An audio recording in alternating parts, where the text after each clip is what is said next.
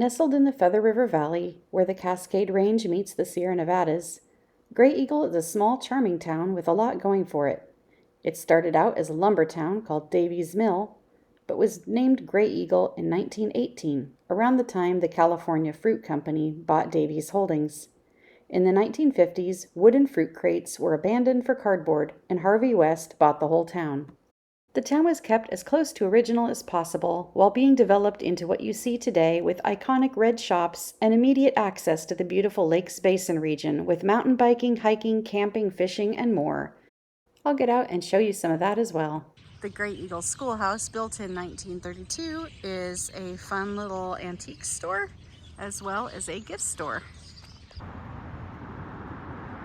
Graeagle has an adorable and delicious little coffee shop with pastries and coffee. It's a great way to start your day. Get a snack and a drink and head for the old mill pond. It is cold this morning. It froze last night.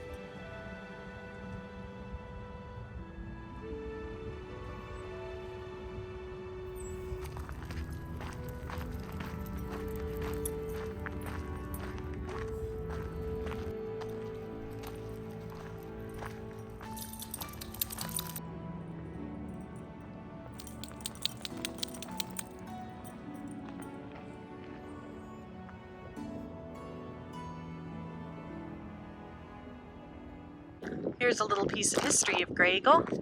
You can see it says California Fruit Exchange on here.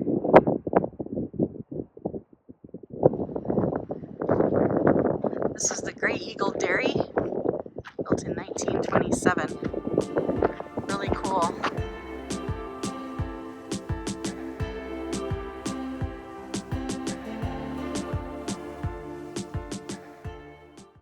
Heading out of Graeagle and up the Gold Lake Highway will get you right into camping, lodges, hiking, mountain biking, lakes. It's just gorgeous. Our first stop is going to be Frazier Falls.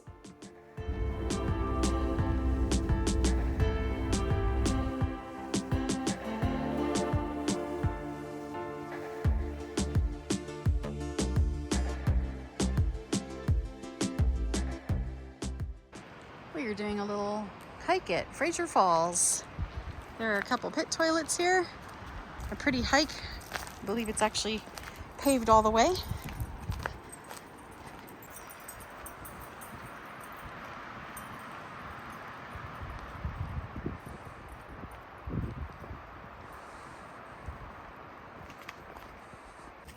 Look at the size of these pine cones. They're huge.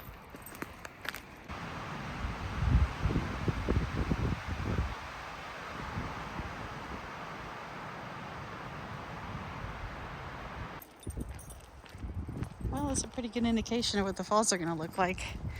There is no water in that creek bed.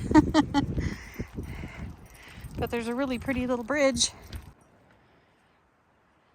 The invisible Frazier Creek. This creek flows when it's flowing from Gold Lake to the Feather River.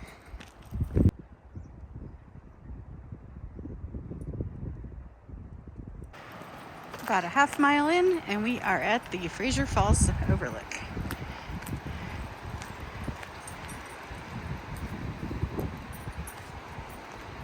Carved out by glaciers. So that's where the waterfall would be. You can tell how dramatic that would be with this rock face like that. I'll have to come back in the spring sometime because up here they can get over 10 feet of snow. So when it melts, I mean, you can imagine how much meltwater this would just be raging, and that waterfall would be glorious.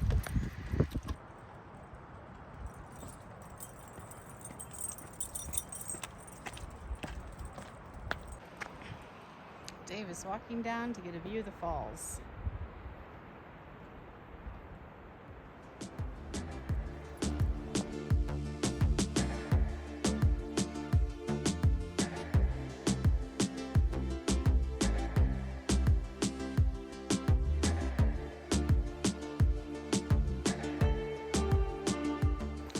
We've stopped at the Lakes Basin campground area because there are petroglyphs in the rocks here. People have been using this area for thousands of years.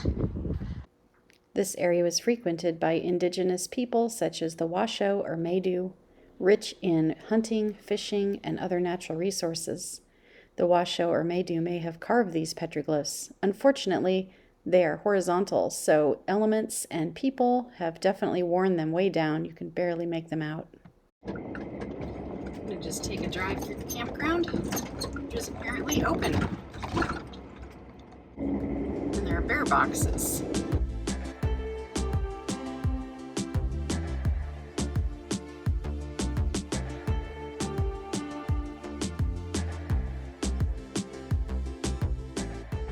We are at the campground still, but I don't think we're going to stay here. We're going to drive around some more campground areas, see if we can get closer to one of the lakes. And this campground is empty. So if we don't find anything we like up there, then we will come back to this one. There's a lot of history here, and we are going to go try to find an old swimming pool. And also I can show you the foundations of an old lodge that was once here. The lodge that was here was called the Lake Center Lodge. Dave knows all about this area, and he said that this lodge burned in the 1920s. Just the stone foundation is left. Go up here and check it out.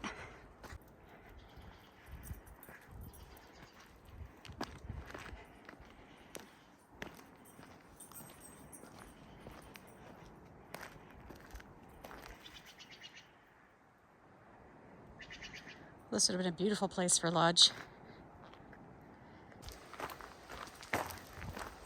It's like the day use area. Here's the old pool they made in the stream. Basically an entrance.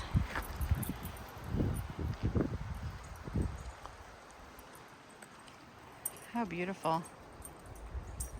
This whole area holds deep meaning for Dave, as his grandparents owned and operated the Salmon Lake Lodge from the 1930s through 1959. And Gold Lake Lodge was owned by Dave's uncle. Dave spent many happy summers working there.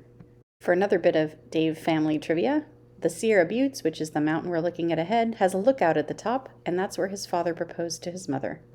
We hiked it last time we were here, and I'll put a link in the description. We are turning to go to Salmon Lake. And this is going to be our turnaround for the day. Then we're going to go find a camping spot back behind us.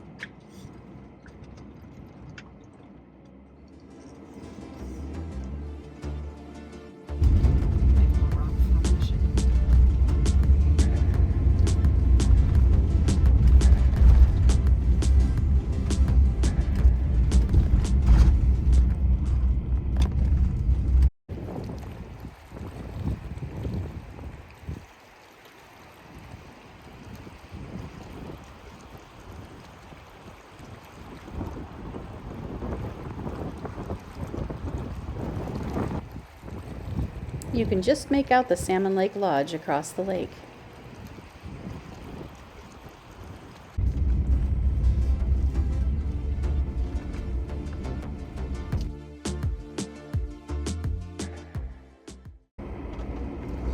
Now we're at the Gold Lake Campground.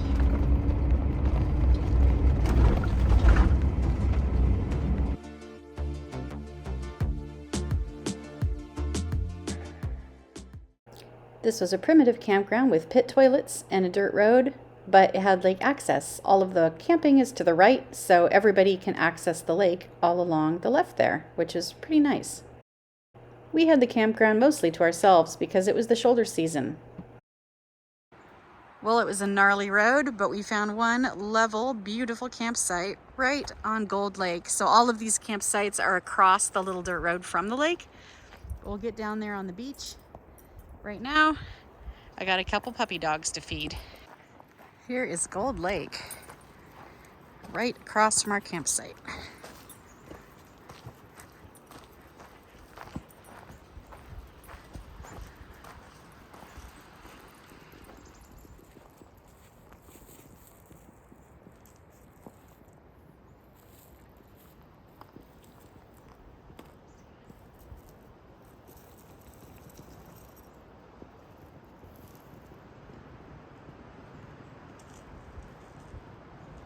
We all settled down by the lake to enjoy it in our own ways and soak up some of that California sunshine.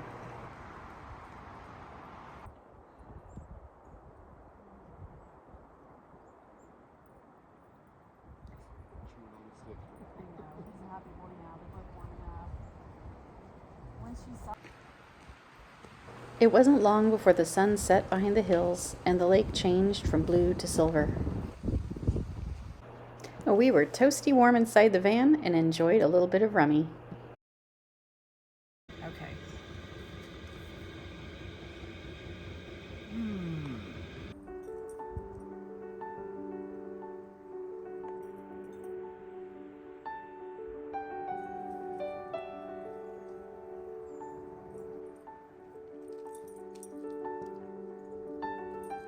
The next morning, I took the dogs down to the lake, and then we went to climb some big boulders. Whoa! Good girl. She almost made it. Luna's a mountain climber. Frodo, you a mountain climber? Oh no, Frodo's not a mountain climber. Oh, another try. If you can't make it, we will all get down. He's doing it. Oh my gosh. Good job. Good job. It's a cold morning, but it's a beautiful morning. We had a good night camping. Dave made us some breakfast. Now we're enjoying our hike. We're actually on a 4x road right now. We've seen a couple 4xs come by, a side-by-side and some Jeeps. Looked like they were having fun.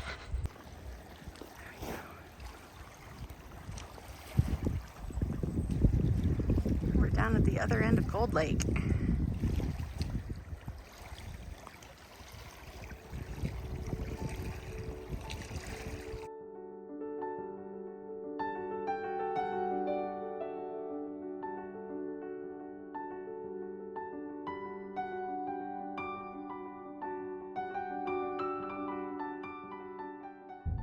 Not only does the Lakes Basin Recreation area have a lot of gorgeous lakes that you can hike into, but there are many really pretty ones right along the highway that you can even camp at.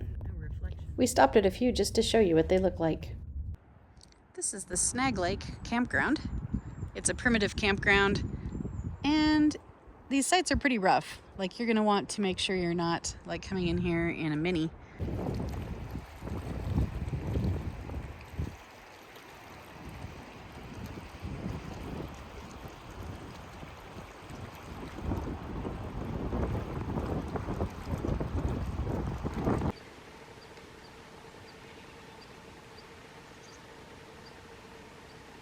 Now we are at Goose Lake. There's a couple pullouts and primitive camping here as well.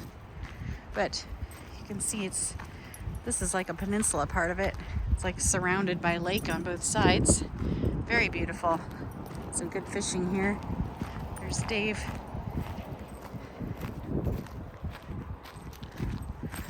Such a pretty time of year. There's like nobody here at all.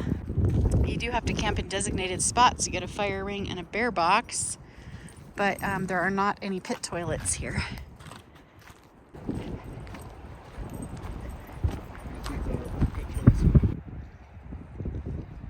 A little better view of this lake.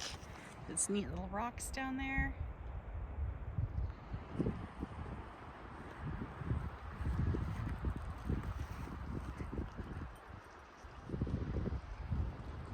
It's been pretty windy here. Otherwise, I'd try out my new kayak.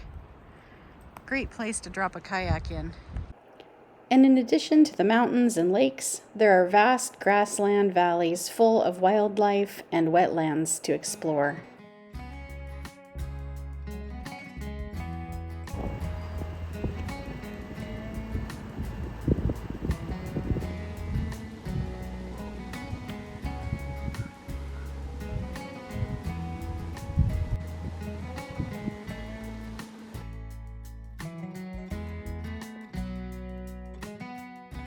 And that is just scratching the surface of this diverse and beautiful area.